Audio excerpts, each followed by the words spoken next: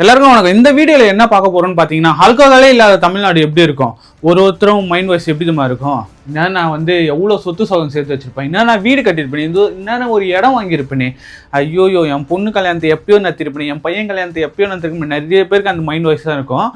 என்னென்ன டிஸ்அட்வான்டேஜ் என்னென்ன அட்வான்டேஜ் இருக்குன்னு சொல்லிட்டு இந்த வீடியோல பார்ப்போம். வெல்கம் டு ராகுல் அப்சேஷன்.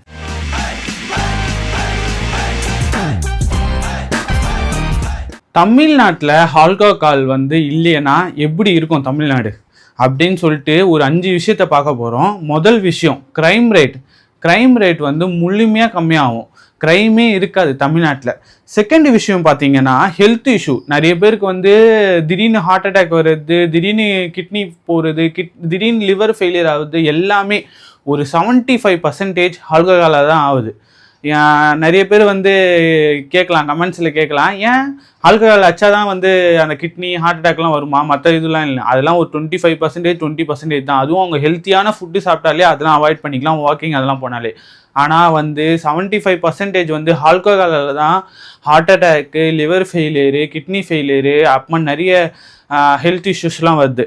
மூணாவது விஷயம் பார்த்தீங்கன்னா, ஆல்கஹாலே குடிக்கலைன்னா ஒரு நாளைக்கு ஆல்கஹாலே குடிக்கலைன்னா ஒரு 150 ரூபாலேருந்து 200 ரூபா சேவ் பண்ணலாம். அதாவது எப்படி சொல்கிறேன்னு பார்த்தீங்கன்னா, ஒரு 130 ரூபா ஒரு ஆல்கஹால் குவார்ட்ரு அப்படின்னு சொன்னால் கூட அதுக்கு சைடு சிகிடிஸ்லாம் வாங்கி ஒரு 200 ரூபான்னு வச்சிங்களேன், மாதம் வந்து 6000 ரூபாய், ஒரு வருஷத்துக்கு வந்து 72,000 ரூபாய் சேவ் பண்ணலாம். அதை எடுத்து நீங்கள் ஃபிக்ஸ்டு டெபாசிட்டில் போட்டிங்கன்னா வருமானம் வரும். ஒரு 5 வருஷத்தில் உங்கள் குடும்பம் வந்து எங்கேயோ போவோம், ஒரு வீடு கட்டலாம், ஒரு லேண்டு வாங்கலாம், உங்கள் குடும்பம் சந்தோஷமாக இருக்கும்.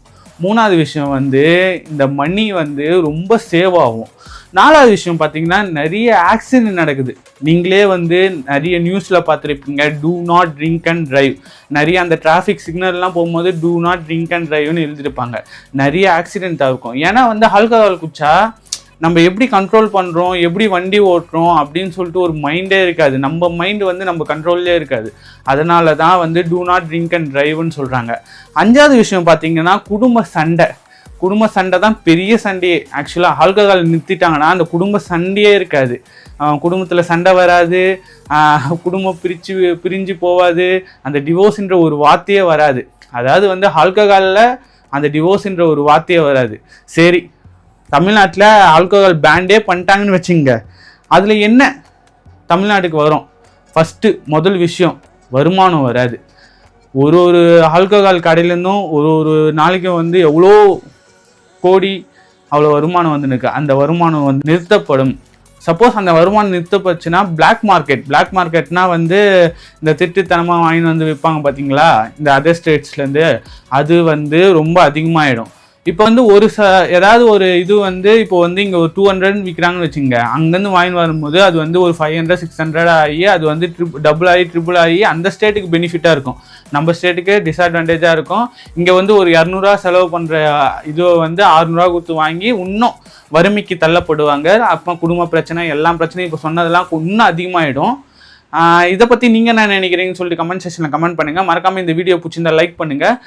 ஆல்கஹால் பேன் பண்ணால் என்ன ஆகும் அப்படின்னு சொல்லிட்டு உங்கள் ஃப்ரெண்ட்ஸ் யாராச்சும் கேட்டாங்கன்னா இந்த வீடியோவை ஷேர் பண்ணி விடுங்க. சப்ஸ்கிரைப் பண்ணுறேங்க. பாய், நெக்ஸ்ட் வீடியோவில் சந்திப்போம்.